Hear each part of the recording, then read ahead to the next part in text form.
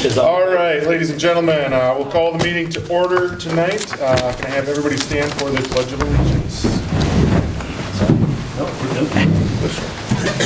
Charge left by chairs.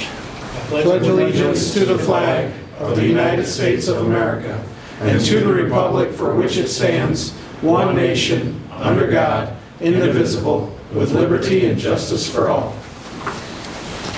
America. Hello, everybody. Thank you for all being here tonight. Next on the agenda, we have the approval of the agenda. We have an amendment to the agenda tonight. There has been a request by Administrator Evans for the need to call a public hearing for the Lee Center Police Department body-worn cameras on October 8th, 2024 at 7 p.m. We'll need a motion and a second at the meeting tonight for that as well. The agenda item will be added to new business, letter D. I make a motion. Second. So a motion and a second. All in favor signify by saying aye. Aye. All opposed, same sign.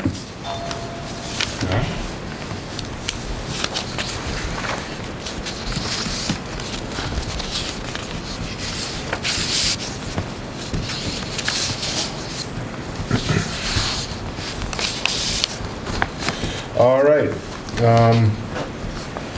With that added, we now need the approval of the agenda for tonight now with that amendment. I'll make a motion to approve the agenda. Second. We have a motion and a second. All in favor signify by saying aye. Aye. Aye. All opposed, same sign. All right. No public hearings tonight. Moving on to the consent agenda. We have 5 items here on the consent agenda. Approval of minutes from the regular council meeting held August 20th, 2024. Approval of minutes from the workshop meeting held on August 27th, 2024. Approval of claims to be paid.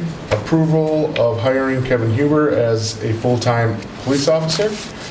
And approval of resolution number 2024T, a resolution accepting a $2,000 donation from Mildred Millie Schoenbauer to the Lee Center Police Department. Need a motion to approve the consent agenda. I'll make a motion to approve consent. Second. We have a motion and a second. All in favor signify by saying aye. Aye. All opposed, same sign.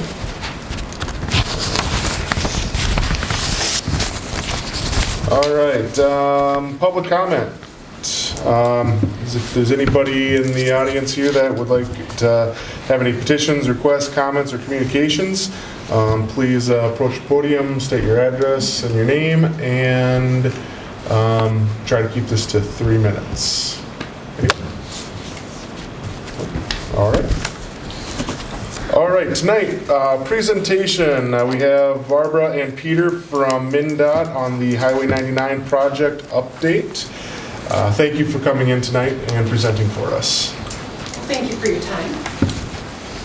So again, my name is Barbara Schreiber. I'm the project manager for this project on Highway 99 in the center, and this is Peter Engelmeyer. He's our principal engineer at MnDOT.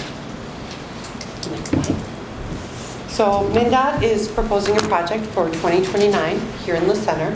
It's going to be between Maple and Cordova Ave. Next slide. So our project between Maple and Cordova, one of the primary needs here is the pavement. The pavement is one of the oldest pavement exposed concrete sections in our district. Our MnDOT is made up of districts throughout the state. There's 8 of them. Here we're District 7. There's 13 counties in our district. And that is the primary need of why we're coming to the center. And then the secondary need is the utilities. The date, fiscal year 2029, has been decided upon because this is when the utilities can be fixed, the city sanitary sewer, water mains that have been constructed in 1958. They're failing condition. Also, the storm sewer will need to be replaced as well. Yeah, kind of the primary needs are, we'll get into this, but there's primary needs and there's secondary needs. Primary needs are sort of the reason why we have the project, what are we here in the first place. And so this project has the pavement and those two things that are really driving the project. And so next we'll get into kind of like, the next steps of the process, which is a public engagement, so. Yep, and the pavement, we call it RQI, it's Ride Quality Index. It's projected to be a 1.8 by 2029, and anything that's 2.5 has reached its like terminal serviceability. So it is time to replace that. Okay, next slide. So one of the things we did over the summer is we did a little bit of public engagement. Some of you folks may have spoken to me or seen some of these events. We engaged the City Council on February 14th. We just asked what issues you folks see, and we heard back that there's a low spot. It's hard crossing Highway 99 because it's wide, intimidating speeds. Lexington and Cordova have high ped traffic. There's a lot of ped traffic at Maple, folks walking to work. It's also busy at Park at Cordova. There's poor lighting at Maple and Lexington. Sidewalk needs improvement. Some difficult turning at Park Street. There's some need for some on-street parking, also a desire for it. And then we also attended the summer kickoff and the center open house, as well as phone calls to the parcel owners along Highway 99. This is a photo here of the summer kickoff and the open house.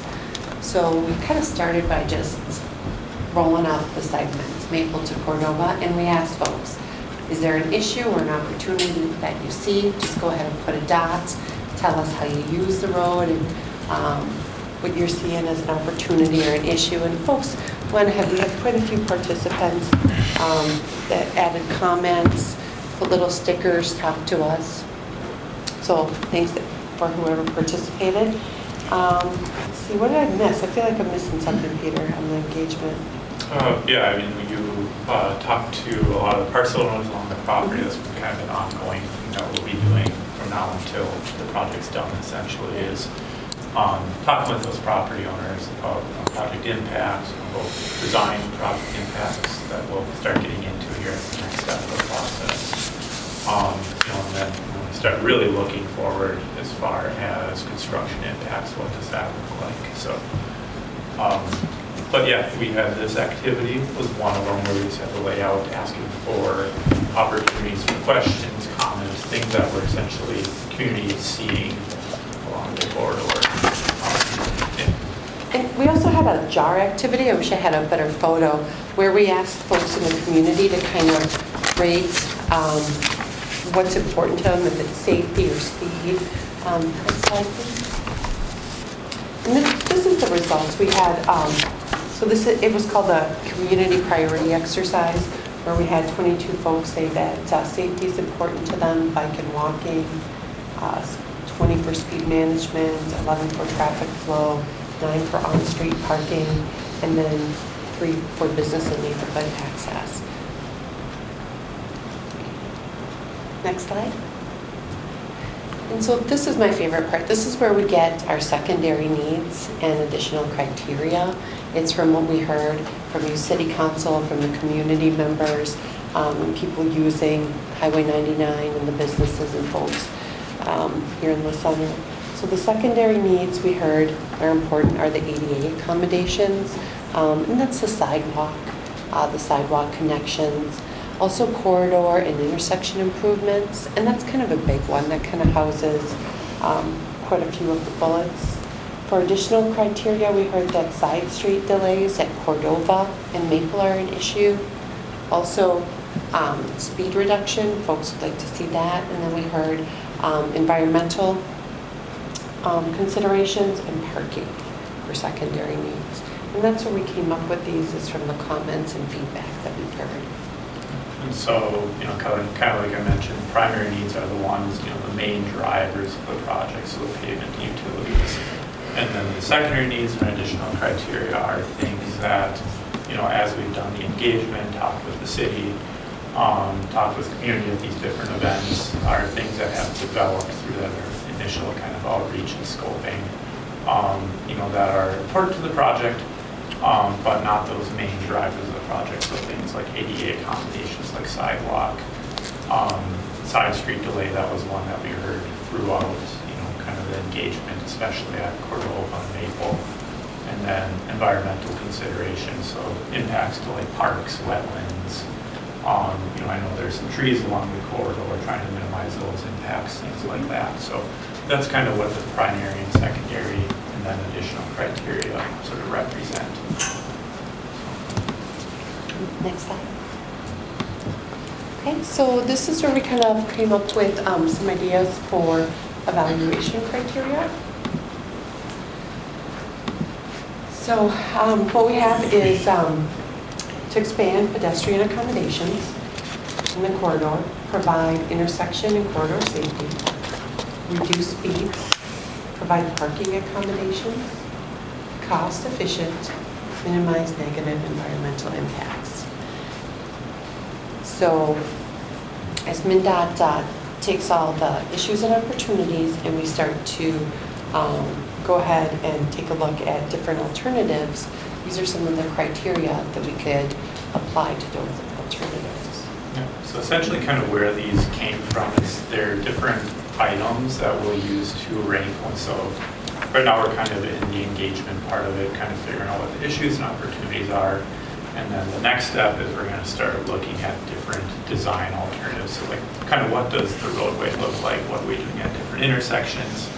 And so these evaluation criteria will be used as kind of a ranking sort of, it'll end up being like a table shape where we'll use these criteria and then we can do it in different formats, whether it's like a 1 through 10 or a star ranking where we'll assign a ranking to each of these different criteria. And that'll be one of those factors that helps determine essentially ultimately what the preferred alternative is. So the layout that we ultimately end up moving forward with in the final design. So this is just kind of one set of that pieces that will be used to determine that alternative. And when we're putting these alternatives and criteria together, it's kind of essentially just a summary where we're trying to combine all of those primary, secondary criteria, the first couple of slides that we have here, to essentially summarize that and put it into a table that we can use as a characteristic to help define the alternative.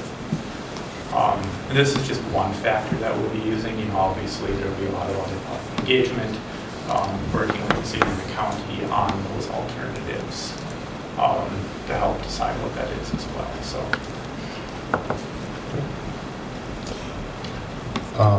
I have some questions. You're not done. We're not quite done. No. There's that one last slide, but you can go ahead, yeah. No, I'll wait until you. Okay. I'm just making notes. All right, if we can do the next slide. Okay. One piece to this, Barbara, that we'll mention is, so this criteria, one of the things that we have tonight is, these are what we're planning to move forward with. For the criteria as far as defining the alternatives. And the reason we kind of want to talk about this is just to make sure that, from the city's perspective, that it seems about right that those criteria that we have kind of reflect what the city's thinking, kind of what we thought we've heard through the engagement.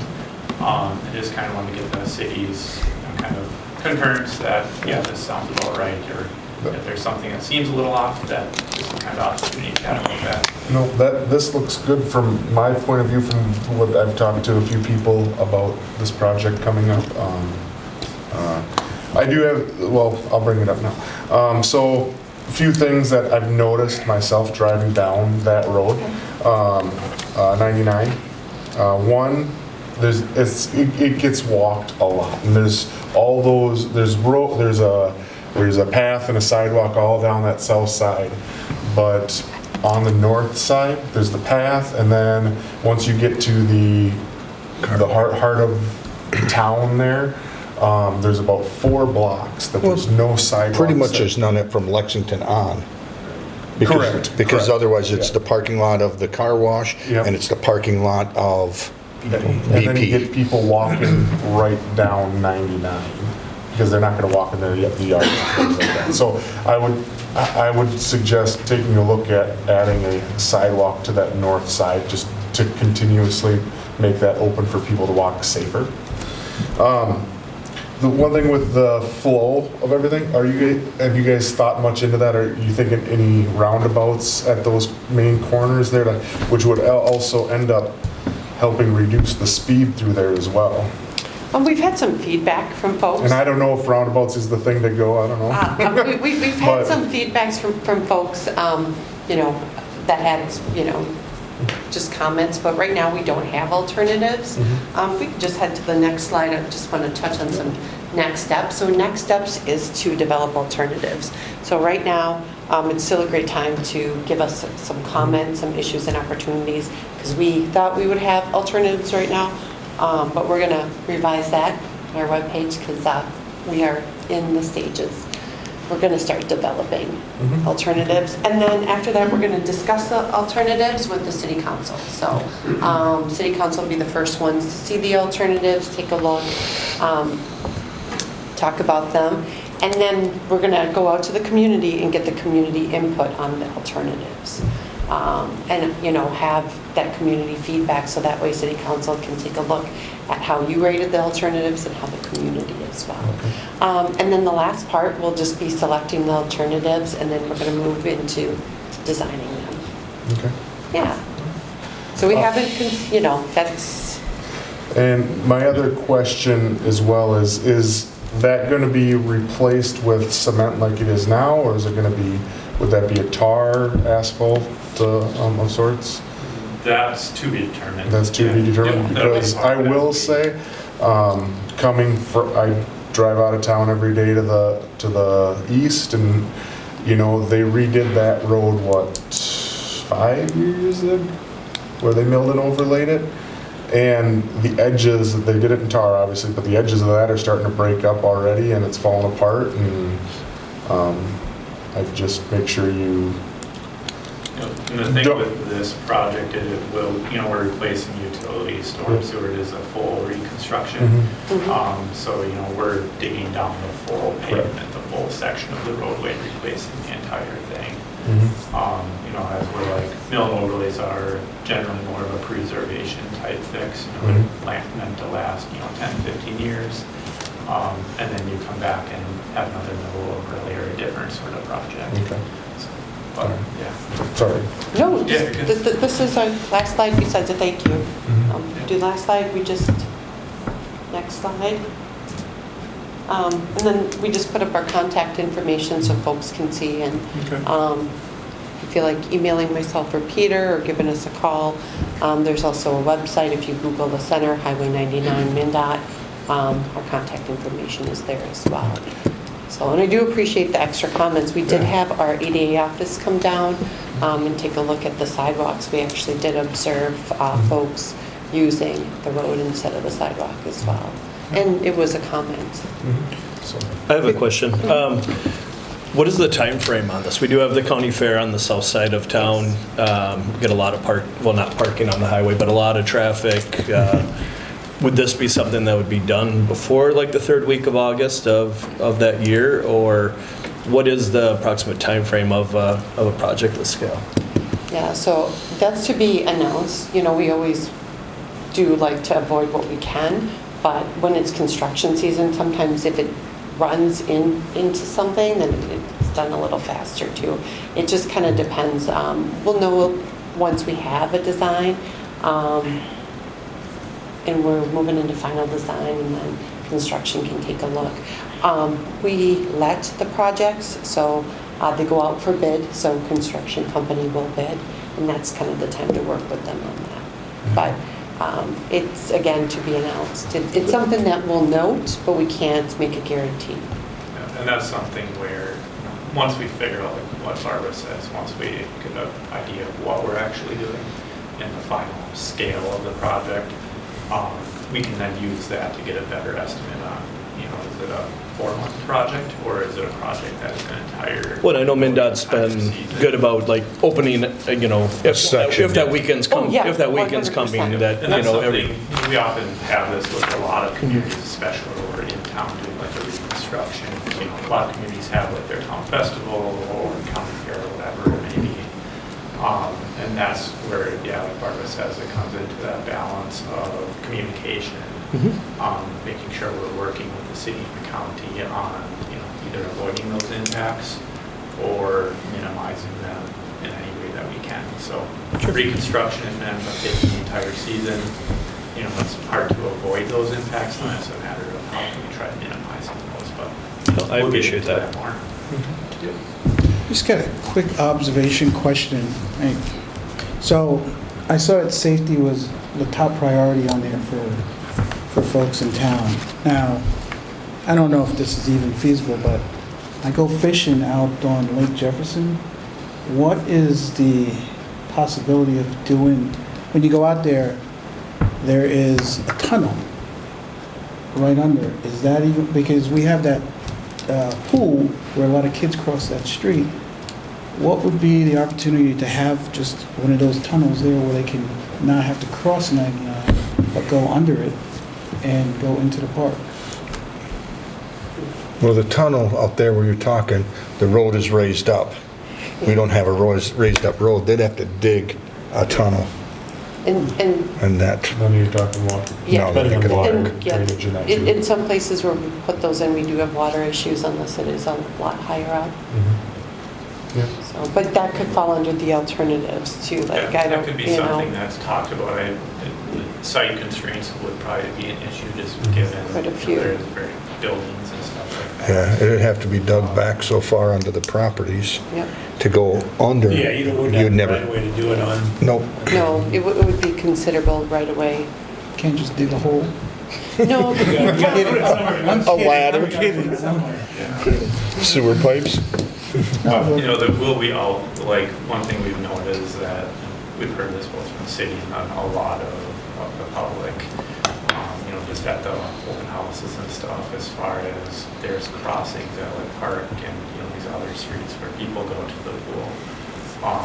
So, we're well aware of making note of that as far as, what are some sort of opportunities to have that addressed, like, sidewalk markings, you can do like the RFPs, which is like the flashing beacons, things like that. And so that'll kind of be part of the alternatives process. And some will likely include it, some won't, and then that's where we help gauge the feedback. And, part of that comes into, one is cost, both for MnDOT and the city, the cost participation components of that. And, that'll all come as we get into the alternatives here over the winter.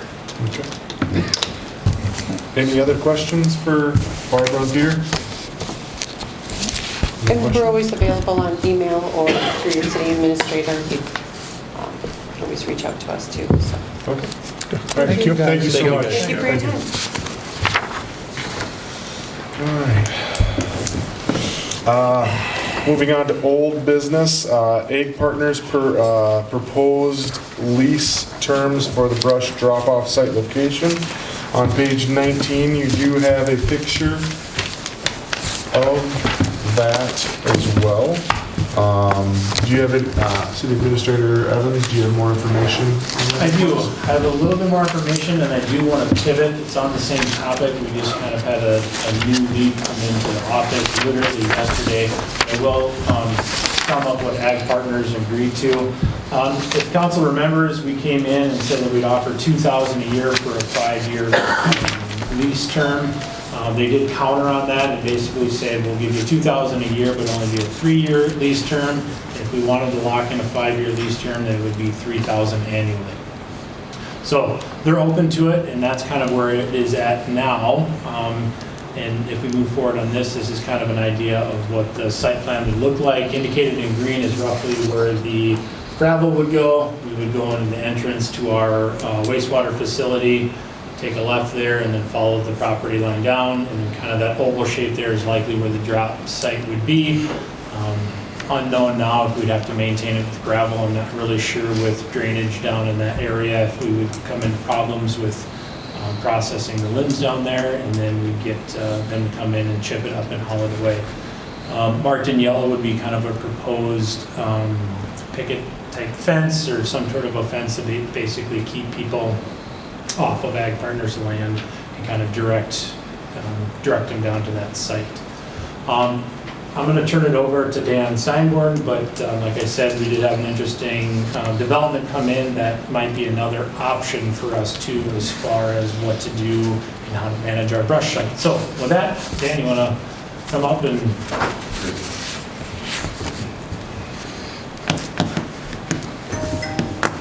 Friday, I had a gentleman approach me, Matt Doerr, which he is the owner of, I think it's CTS. They do tree removal and grinding and all that stuff. He says they have a 40-acre site in between the center and Lee Sewer on the curve on 22 or old 112, somewhere in that area. He said to us, he says, if you wanted, why don't you just bring your brush to me? I won't charge you anything. And I think that'd be great. He would come and grind up this pile right now, charge us $2,500 to grind the pile up, but we'd have to haul the chips to him. So he will take chips and brush. So I think what we could do is move the brush pile back down to where the rock is down below, and we would just load up the brush weekly. Hopefully it's only a load or two. We would take it to him and dump it, and we would be done with it. And there'd be no charge. The only charge he said would be we would have to come up with the $2,500 to grind up the pile we have now. And another nearby community does the same arrangement with this individual as far as hauling their brush out there as well. And I asked him, are you going to turn around in 2 years, charge us to do this? And he says, no, there's no plan to do that. He can use something with the material. He must be able to sell it, make some money that way. So I think it's a good idea. Seems like a no-brainer. It does. Yeah, this would definitely be a huge cost-saving option, you know, because if we went with the lease option, which is still a decent option, but the fact that the city doesn't own it, I tend to waver a little bit on that decision. And then putting a road out there and fence would obviously add some of the costs, but if we could get the drop site back where it historically used to be and then process it there and then take a couple loads out there, I think that's the right idea. Right, and if it, How many tree limbs do you get in the, because summer is probably the most busy. Summer's the busiest. Busiest time, spring probably, but. You know, it's going to vary. We might have a load a week and maybe 3 loads a week, but, you know, it's only 6 miles over there. Mhm. So it's really just to be our labor and some fuel costs to run it over there. Okay. And you and your staff are fine with that? Yes, I Cool. think it would be good. who was chipping it previously? It was Mystic Lake. And they charged us, it was about $6,000 last December. But see, they hauled it away though. Oh, they hauled it, okay. They ground it up and hauled it away. And that was a fine operation, and for as far as operational costs, I thought it was fine, but we just don't have a site to do it. That's kind of why we started entertaining this option for a lease site, just to get it out of the park to, you know, have future expansion out there. So I would say sign a and- contract up with Mr. Dorr. And would it be a contract that we'd have to? that's up to you. I mean, We should at least do an MOU. Yeah. No, if Mr. Dorr is willing to do that, or CTS, then I think it's, like I said, a no-brainer. But if we go into that small of an area, and now we have a storm where we got a bunch down, to we're gonna have somewhere in backup to put stuff on and get, Well, I guess we could always go back over there, you know. in the past, if we've had a big enough storm, we've offered them to set it on their curb, didn't we? And Yeah. then we would come through and help out. yeah, the last big storm we had, we actually piled it up out there. Yeah. You know, we came along and loaded it up, hauled it out there with trucks anyway. So, I mean, we could just load up and haul it right to him. Correct. So. Okay. So if that's something the council is interested in pursuing, then I would just ask that we get a simple motion to give myself and Attorney Moran authority to work kind of together with an MOU to be kind of brought back at the next council meeting to make sure that it fits the parameters outlined. We need to make sure we get good signage up there to help Yeah, the city, yes. Again, obviously. yeah, Yep, Lots of signs this year. yeah, yes. and put on the website and social media. Okay. All right. So we need a motion to have City Administrator Evans and Attorney Moran put together an MOU to go forward with this drop site. So moved. Second. We have a motion and a second. All in favor, signify by saying aye. Aye. All opposed, same sign. Good. Okay. All right, moving on to new business. I'll let City Administrator Evans. Thank you, Superintendent Steinborn, as well for that. All right, moving on to, this is a preliminary parks master plan. Myself, City Administrator Evans, and Superintendent Steinborn all had parts to play at this. And as you can see here, and City Administrator Evans put together, it made it look nice and pretty. Each one of our parks in town, he has the current amenities and features at each park, and then also future improvements that we would like to see at each park. Centennial of the West Park is the first one, and then we have Ray Plute Field and the park up there, the south side, and Ron Grimstead Memorial Park and Field. On page 21, sorry. And now, as we do this, it's obviously not it's not obviously planned out in the fact of by year, but we have upgrades, future improvements that we want to do that we find that would love to happen up there.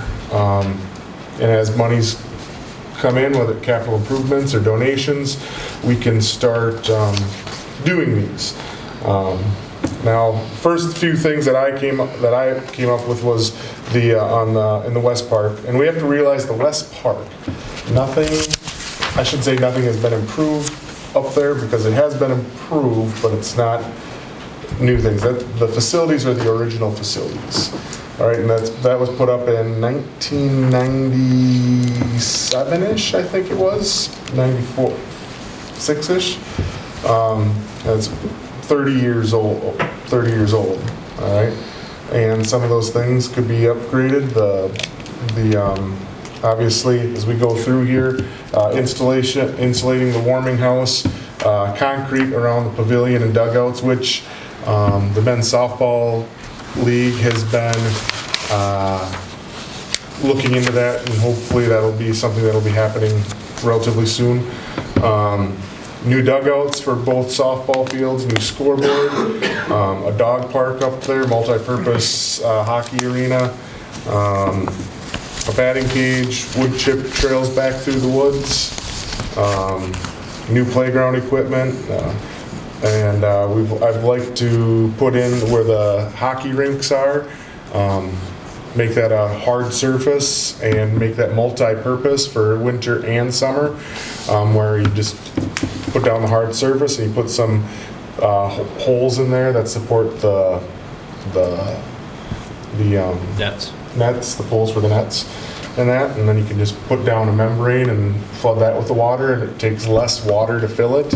And actually, I've looked at some of those membranes, and those aren't nearly as expensive as I thought they were going to be. And improve the soccer field, and maybe pave the roadway and the parking lot there as well. As you go on, you can see sort of an aerial view of the West Park there. And again, it states all the upgrades done there and where it would be.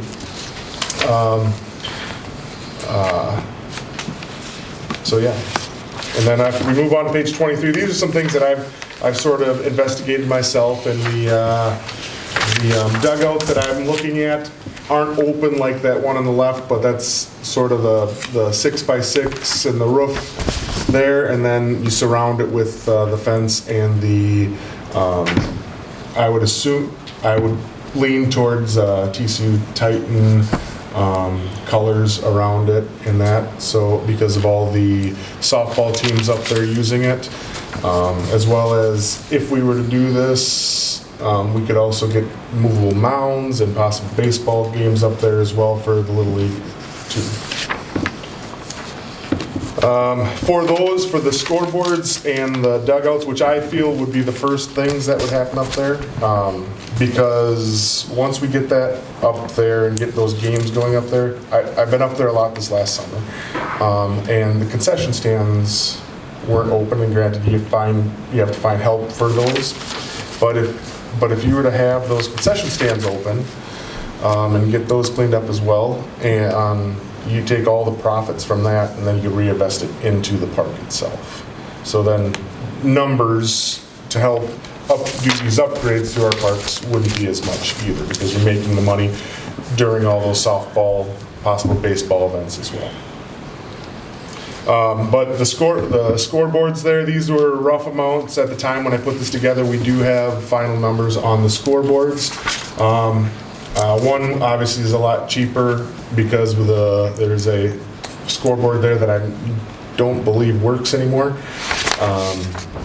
That was about a little over $13,000 to replace that. And then if we were to put another one on the other field, that would be about 23-ish for everything with posts, electrical, and that. Few people came up to me and said, well, maybe possibly donation of someone doing the electrical to that, because being that we have plenty of electricians in town, somebody might want to do that as well.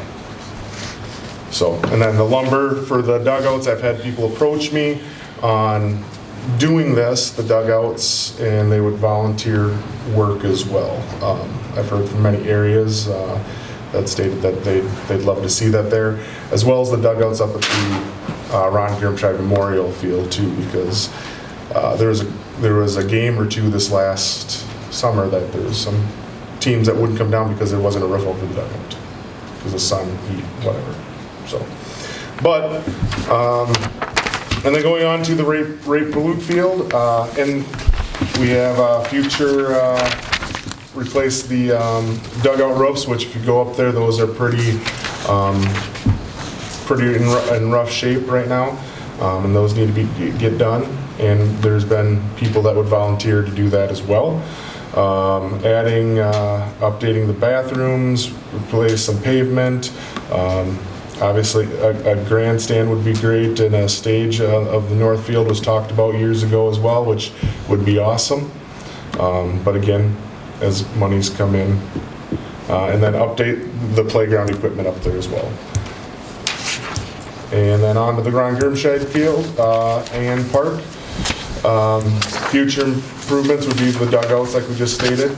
Replace siding on the bathrooms, concession stand with the storage by the baseball field / softball field, and update playground equipment and new park grills through the park. This is a plan to get going with some things, to help maybe find monies for it, maybe grants that are out there. I have had entities that would have come to us that would be willing to help. All right, whether it's donation of time, labor, and that, as if we have the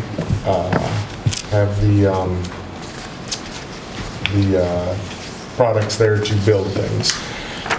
The men's softball league obviously came to us already and is working with Superintendent Steinborn on the cement around the pavilion and in the dugouts at the West Park. And it's just trying to find a time for them to get going with that. Clancy Mager has been on that board and running that pretty much for a while now, and he wants to see that done. There's some of the cement is sort of sagging a little bit, and he wants that brought up. And then obviously the dugouts and where the stands are. That way they're a little bit more accessible to people with some disabilities, and into the bathrooms that are more handicap accessible. So this is the parks plan. Does anybody have any questions on what they see here? Quick comment. I think it's a great plan. Thanks for putting it together. The one thing I'm looking at, the scoreboards, have you, in your plans, thought about approaching like our community clubs of asking for a contribution and Yep. having their names on there and stuff like that? So with this, I was waiting for that, City Administrator Evans and I are talking, and that would be something that I need approval from the council to do, to go to other entities to ask for donations. And yes, community clubs, the Lions, businesses in town. One of the things I would like to see is this being a community effort as well, and there's some others that I've talked to that stated they'd like to see that as well. And with that being done, up at the West Park, because there's a lot of stuff there that I see happening first. But I'd like to have a big plaque up there for anybody that has donated monies, and you have your donors on there, and have them, depending on how much they've donated, they're this donor and this donor. I have about 5 or 6 different categories up there for donors. So yes, that is in the process that I would like to do, and that was one of the things I was going to ask the council that I could go do. You need a motion for it? Yeah, it's basically a motion to move forward with kind of this preliminary parks idea and then go out and solicit civic organizations and private businesses to kind of move forward with this. Obviously, this is an all-encompassing kind of preliminary plan here. And this very much drove from that first committee meeting we had where we kind of did this asset mapping and then future improvements of kind of things that we'd like to see. So there's not a rhyme or reason or necessarily order of importance, but like the mayor indicated, like we probably start at West Park because we've had some people approach the city talking about in-kind services and donations of cement and things of that nature. So basically, we just asked the council to give the mayor a motion to kind of go ahead and solicit those businesses and those civic organizations to kind of move forward on this plan. And then as things progress more, we'll bring it back to the council and deliberate it and discuss it even more. Hey, before we make that motion, correct me if I'm wrong. In order to acquire grants that are out there, possible grants, you have to have this plan. Correct. So, okay. Yeah, it's always good to have a parks plan on board or something that's kind of a guidebook to go by. Yeah, that way they see that you have things in order, in line of where you want to go. I make a motion to go forward with the plan to, how should I phrase it, to start establishing, start establishing Basically, motion to accept and approve the, The parks plan and solicit funds. yeah. so moved. Second. We have a motion and a second. All in favor signify by saying aye. Aye. All opposed, same sign. All right. Thank you. Does anybody else have any questions or comments about this plan? No, we just approved it, but. Nothing? All right, moving on to new business, letter B, approval of resolution number 2024U, a resolution certifying the proposed 2025 tax levy and general fund budget. As you go. Is there any discussion? Is there any discussion on this?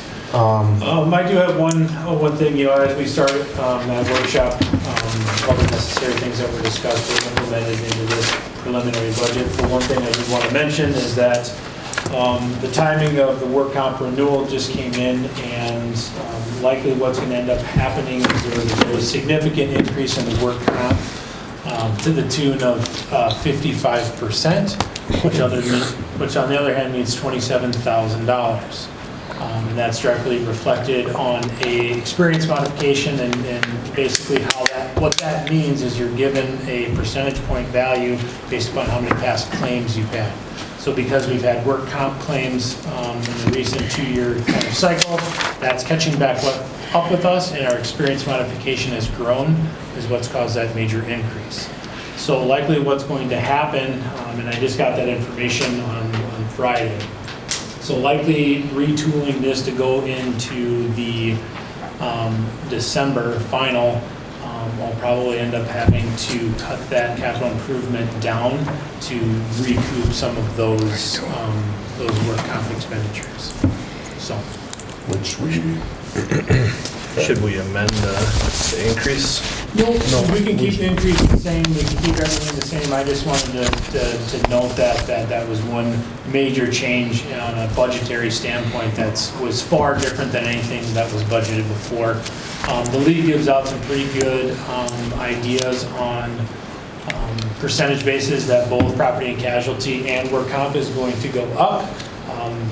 When I built this first budget, those numbers were put in there, and obviously this is far different than those initial calculations. So we've always had money to play around with as far as, you know, what goes in the capital improvement fund and how much is, it pains me to say that's about the only place where I could see taking out, because the rest of the budget is operational in nature and there's not much flexibility. But there is flexibility in the capital improvement fund. So likely what I'm going to propose going forward is minimizing that capital improvement fund down to offset that $27,000 increase. So I just wanted to bring that to your attention because that was fresh information that I just got on Friday. But as it sits now, we can go ahead and approve it at that increase. all right, so, I'll make a motion to approve Resolution 2024U. Second? we have a motion and a second. All in favor, signify by saying aye. Aye. Aye. All opposed, same sign. All right. We need to set, going on a new business, letter C, we need to set truth and taxation public hearing for December 10th, 2024 at 7 p.m. That's here, correct? Correct, yeah. That is here. Need a motion? I'll make a motion to approve the Truth and Taxation public hearing for December 10th, 2024, 7 p.m. here at Center City Council Second. Chambers. We have a motion and a second. All in favor signify by saying aye. Aye. All opposed? Same sign. All right, moving on to new business D. We have Chief Holman going to talk about? Yeah, basically, moving forward with the process of getting the body worn cameras, we have to call a public hearing. And that public hearing is going to be set for October 8th, 2024 at 7 p.m. So to stay in statute of the posting requirements and for this onboarding of the body worn cameras in kind of the November timeframe, this was kind of a late addition to get this added to call for a public hearing. So basically, I would just need a motion from the council to call a public hearing for body worn cameras on October 8th, 2024 at 7 p.m. Make a motion. A motion I'll second. and a second. All in favor signify by saying aye. Aye. All opposed, same sign. Hey, Mayor, just had a question I want to follow up with Dan. So the public hearing is basically for people to know what we're going to be doing by getting body cams and see if they have anything against having those worn by the police. Yeah, state statute dictates that any police department implementing body-worn cameras have to go through a public hearing process, which is exactly correct. Basically, we'll put that out there, we'll put it on the Facebook pages, all our normal outlets, and then we post it in the paper. Basically, we're inviting anybody out there that has for or against it to come out and voice their opinion to the council on the LeCenter Police Department implementing body cameras. And then after we hold that public hearing, then we can move forward with the process of implementation. Thank you. All right, moving on to reports of departments and organizations. Letter A, Lori Block. Good evening, Mayor and Council. evening. I've got nothing for you. Well, I wasn't here last month, but we had the public hearing to address last month. I've got nothing new to report this month unless you have questions for me. Any questions for Mr. Block? How did everything go with the rezoning? Good. Good. Taken care of. Perfect. No feedback since then. Very good. All right. Thank you. Thank you. Liquor store report, Ms. Mikla. Good evening. Our August 2024 sales were $109,781.22. July gambling was $5,718.90. Our August CNN sales were $523.15. Below there in our revenue sources, you can see from August 2024 to August 2023, and we had an increase of $8,131.79. In August, we had live music by Jake Boger. We had Solar Karaoke for a birthday party. We had a fire department and MMBA Corps fundraiser. The Leesburg County Fair. We catered the beer and whatnot. And then during the county fair, we had KCHK do a live radio broadcast too about their giveaway and stuff, so that was really neat to have. September upcoming events and things that have happened already. We had the St. Mary's block party this past weekend. We had our first Vikings party this past Sunday. Coming up in the end of September, we have live music by Mike Poot on Friday, September 27th at 7 p.m. We have a beanbag tournament on Saturday, September 28th at 4 p.m. And then we will be doing a Vikings potluck Sunday, September 29th at noon. And also at 6 p.m. on Friday the 27th, we'll have our meat raffle. And also, I know we talked about our some of the council members were wondering like how much it costs per swipe of our transaction fees, and I did get a price on that. It's 0.09 cents per swipe, so we are getting the best price right there. I just know like 4 years ago it used to be over a quarter, but that still costs like $1,300 to $1,900 per month for transactions. So kind of want to think about that, and I'm still working on things going forward with that, so yeah. Any questions? Thank you. I just want to comment. I had a relative come in from out of town and say, I can't believe you guys have a place like this. He was impressed. Awesome, thank you. Yeah, it means a lot, and we couldn't do it without our awesome customers and communities, so. Keep up the good work. Thank you very much. Thank you, Becky. Yep, thank you. All right, police report, Chief Oberon. Good evening, Mayor and Council. August 2024 activity report, 186 calls for service, 1,864 miles patrolled. This month, I believe we talked about the squad car, Dan? That'll be, we'll have a resolution then next month. Okay. Push forward on that. So we're getting prices on squad cars anyways at this point. PD is fully moved, actually functioning for the last week, so it's doing well. Good. Computer working fine? That's what I'm saying, computer's working fine. It's a miracle. So, other than that, that's it. You're gonna have time to relax with one hire? Maybe. Hopefully. We'll get you there someday. Well, I made it past the year anniversary, so I have to start doing something now, Dan said. I said that joke. Yeah. So, any questions? No? Thank you so much for everything. Thank you. you've done. Thanks, Mitch. You've been doing great, man. All right, Public Works, Superintendent Steinborn. Good evening, everyone. Last week we finished up flushing hydrants. Everything went well with that. Just took us 4 days. So that went pretty good. Today we removed some trees in town over in Cordova where it was heaving up a couple spots at the sidewalk. So we got those removed and we'll be fixing those sidewalks soon. And in the next few weeks we'll be doing some jetting of our main sewer lines in town to keep the maintenance up on those. So other than that, that's all I got. I got a quick question. When you remove trees, do you have somebody that we specifically go with, or do you just put a call out and? Well, we usually go with Marshing. Yeah, I saw that. He usually gives us the best rate. Okay. So we've been just kind of sticking with him, so. Sounds good. Thank you. Any other questions?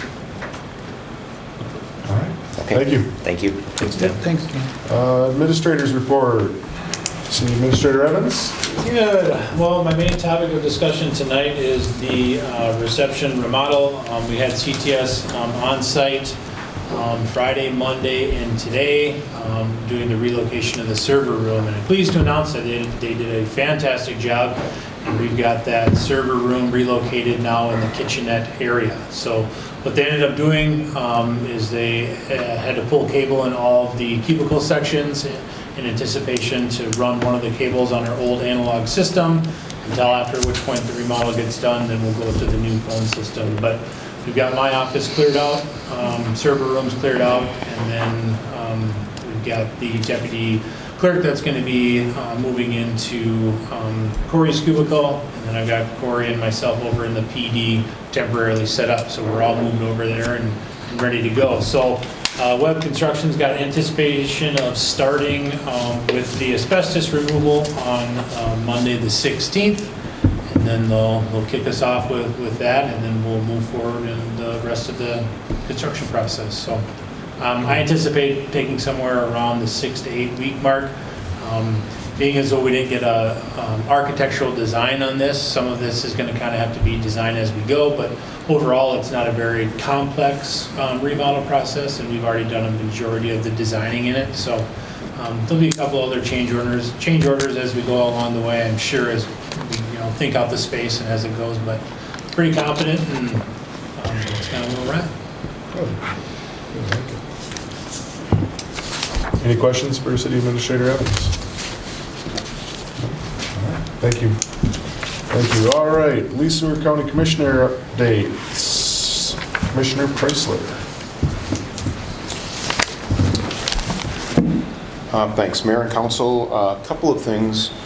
One is that the county has completed a security assessment with Homeland Security, and so we've gotten the report back. Now it's just a question of the board will consider what those recommendations are, and we'll kind of move forward with that after we have that discussion. So again, just for informational sake.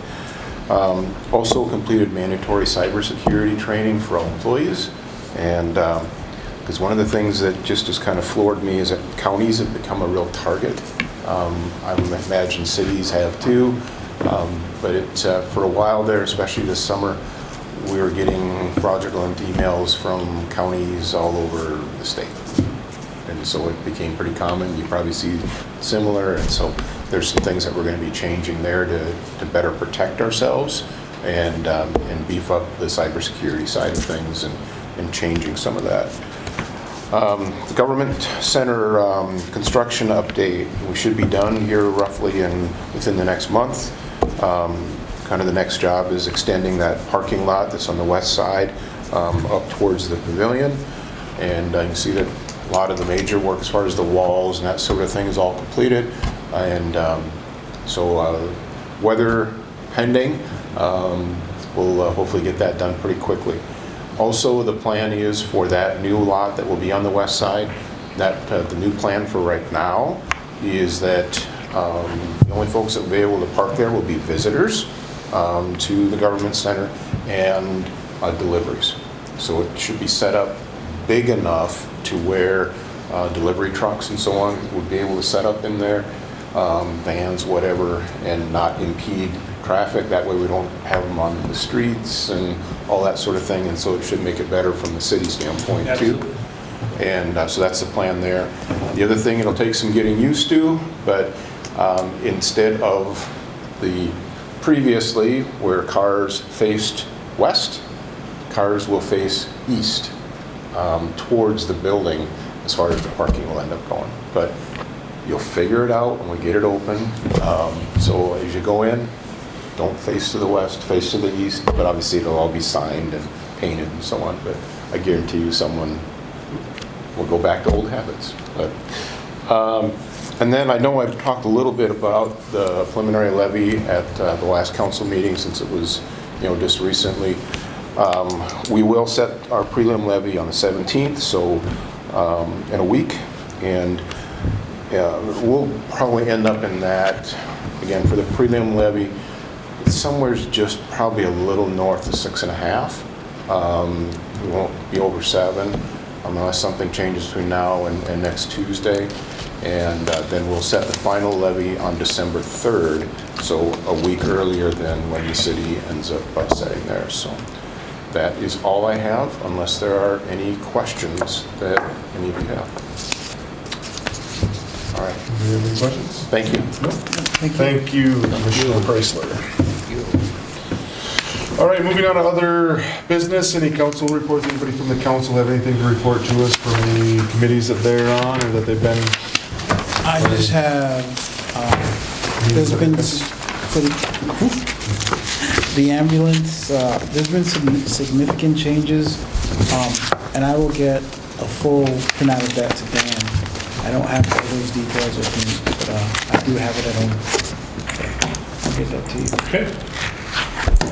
That's about it. Anybody else have anything? No? All right. Moving on to the adjournment. Need a motion to adjourn. Before we do that, have we had any word on whether the Seward County group is going to start meeting again? I have not gotten an email lately. It's usually at the end of the month. This month it usually starts September. I have not gotten an email on that. Sure, I'm sure So- that Montgomery will get something else. Yep, so just keep an eye on your emails. All right, thank you for bringing that up.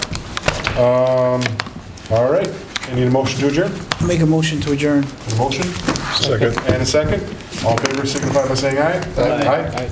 All opposed, same sign. On that. All right,